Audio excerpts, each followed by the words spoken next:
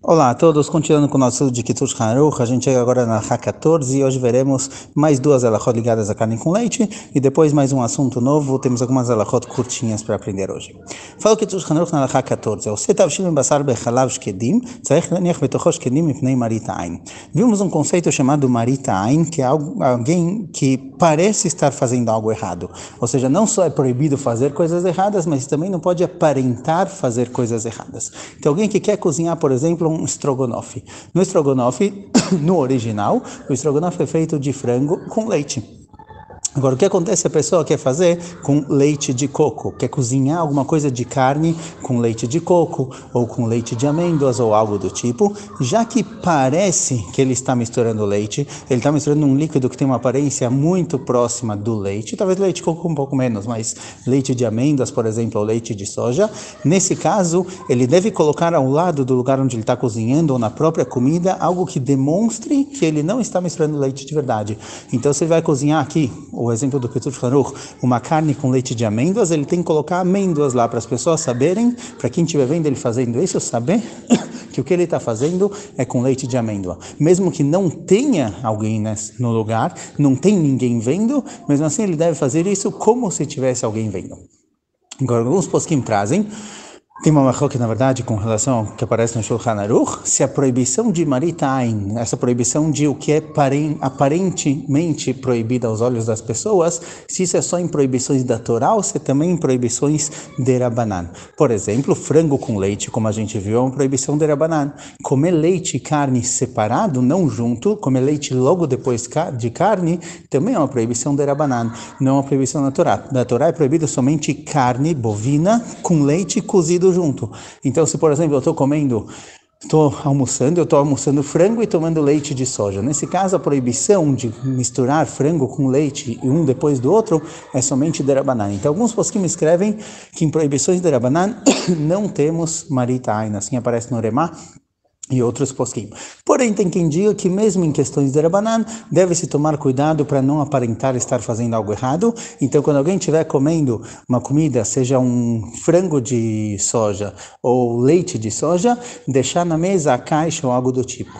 O Ravad escreve, assim também no Sefer HaKashrut, que hoje em dia, já que tem muitas coisas que todo mundo sabe que tem de soja, salsicha de soja, leite de soja, etc., já não existe a questão de marita ain, porque as pessoas sabem que se tem alguém religioso, alguém que toma cuidado com carne e leite, comendo uma coisa de carne com algo que parece ser leite, as pessoas já sabem que isso não é leite de verdade, ou que a carne não é carne de verdade. Alachá Tet Vav 15. Noagim shelo lagil klei halav leishtamesh bebasar ou ifra. O costume ashkenazi, pelo menos, o costume sfaradi é diferente, o costume ashkenazi é não mudar utensílios de carne para leite. Então, se eu tenho uma panela de carne, embora seja possível leachir ela, fazer a galá, colocar na água fervendo e transformar ela em uma panela de leite, o costume ashkenazi é não fazer isso, não ficar mudando talheres, panelas, pratos de carne para leite. O costume sfaradi é que não tem problema. Se a pessoa quiser fazer isso, não tem problema nenhum.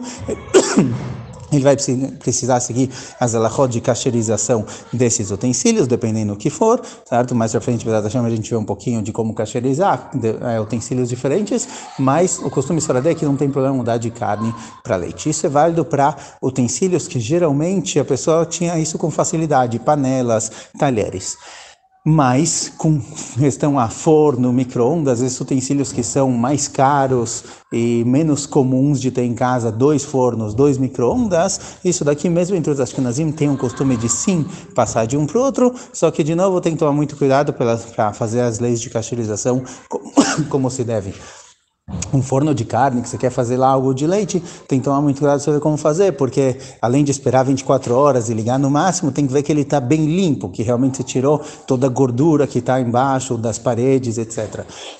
Por isso, quando vai se mudar alguma coisa de carne para leite, tem que verificar exatamente as alachot de como fazer isso especificamente. Alachá Tet Zain, Alachá 16, certo? Estamos agora com um novo assunto. Esse assunto na Gemara é chamado de Basar Shenitalem Minain. Temos comidas que precisam de kashrut e temos comidas que não precisam de kashrut. Ou seja, por exemplo, carne. Carne, com certeza, precisa ter passado, a carne para ela ser ksherá, tem que passar por um processo de shritá, um processo de salgar a carne e etc. Porém, temos alimentos que pela Torá não precisaria de kashrut, como o caso do leite. O leite, por exemplo, todo o leite vendido, a maioria dos leites vendidos por aí é leite de vaca. Não tem por que suspeitar que esse leite não seja de vaca. Então, a priori, leite é um alimento que pela Torá não precisa de kashrut, não precisa de nenhuma preparação para o leite ser kasher, diferente de carne, ou de carne bovina, carne de frango, etc. Pão também. Pão, a priori, ele é feito de uma farinha de trigo simples, ou legumes. São comidas que não precisam passar por um processo de kashrilização, eles são naturalmente ksherim. Em alguns casos, nossos sábios, Hazal, vieram e disseram, olha, mesmo que pela Torá isso não precisa de kashrut nenhuma, mas existe uma suspeita de alguém misturar, ter alguma coisa misturada aqui, mudar o leite kasher para um leite não kasher, etc. Então, nossos sábios decretaram que precisa de uma kashrut para essas coisas, ou seja, você precisa saber que isso daqui é kasher. Agora, esse conceito que aparece na Gemara, Basar Shenitalem Minayin, diz o seguinte: se eu tenho um alimento que ele precisa de kashrut, e ele Nitalem Minayin, ele ficou, ninguém viu ele, ninguém sabe o que está acontecendo com ele, ele ficou por algum momento sem ashgachá, sem supervisão, esse alimento não é mais kasher pela dúvida, pela suspeita, pelo risco de que alguém tenha misturado ele. Esse é o conceito que aparece na Gemara. Vamos ver alachot ligadas a isso agora. Fala o Kitzur Shulchan Aruch, alachá 16. Yain no basar vechatichat dag, shin bo siman shemafkidim ou shulchim bead goy mikol sheken bead Israel chashud. Vinho. Certo? Vinho, existe a suspeita de que se alguém mexeu nesse vinho e transformou esse vinho em um vinho de idolatria, ele é proibido pela Torá. Basar, carne precisa ter sido feita shritá como se deve. Peixe, tem peixe que é kasher pela Torá e tem peixe que não é kasher.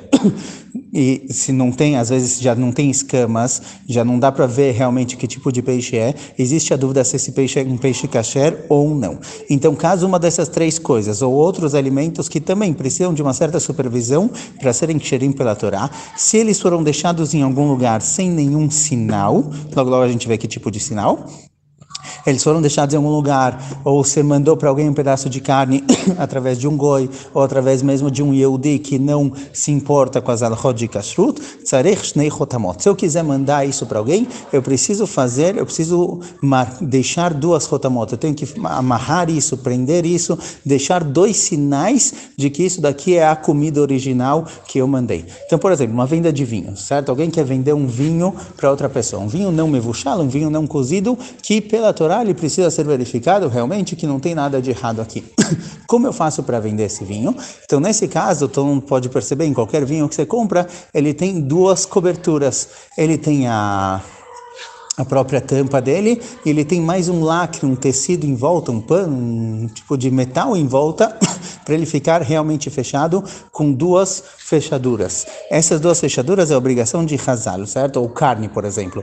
Alguém que quer vender carne, ele vai colocar toda a carne num caminhão de frigorífico e mandar para São Paulo, do norte do Brasil para São Paulo, ou de um lugar para o outro, através de pessoas que ou não são judeus, ou judeus que não se importam com kashrut. Existe a suspeita de que alguém acabe misturando aqui, trocando essa carne. Então a carne também precisa de dois sinais, ela precisa estar bem fechada, vai ter um saquinho fechando ela e às vezes um holograma, alguma coisa que se alguém rasgar, se alguém mexer, vai ficar visível. Então comidas que existe um risco de serem proibidas pela Torá, precisam de duas rotamot. Avaliar em nevushal, mas um vinho cozido, certo? Um vinho que ele passou por pasteurização. Ou leite, pão, queijo, que são proibições que pela Torá não precisa de kashrut, não precisa de supervisão. Mas nossos sábios viram aqui um risco de ter algo errado e obrigar a supervisão, já que é uma proibição de Rabanan, é suficiente que tenha um rotam, uma marca, uma coisa, uma fechação. É suficiente, uma fechadura, como se fala. Alachá Yudzain, im sholech ou mafkid esse davar besak, tzarich shivot tefilot mibifnim, ulekashro, ulechotmo. Caso a pessoa vai mandar uma coisa num saquinho para outra pessoa, certo? Um pedaço de carne crua para outra pessoa, ele quer mandar isso para alguém, ele precisa, esse saquinho, primeiro, tem que ser um saquinho que a costura dele é interna, porque se a costura é externa, a pessoa pode descosturar e costurar de novo, e pode acabar trocando essa carne, uma carne ksherá, que às vezes é mais cara por uma carne não ksherá. E depois, se esse saquinho que ele tem a costura interna, aí ele pode fechar, amarrar o saquinho em cima e depois e depois colocar mais um rotam, mais alguma marca, alguma coisinha em cima para demonstrar que isso daqui é o mesmo alimento que foi mandado.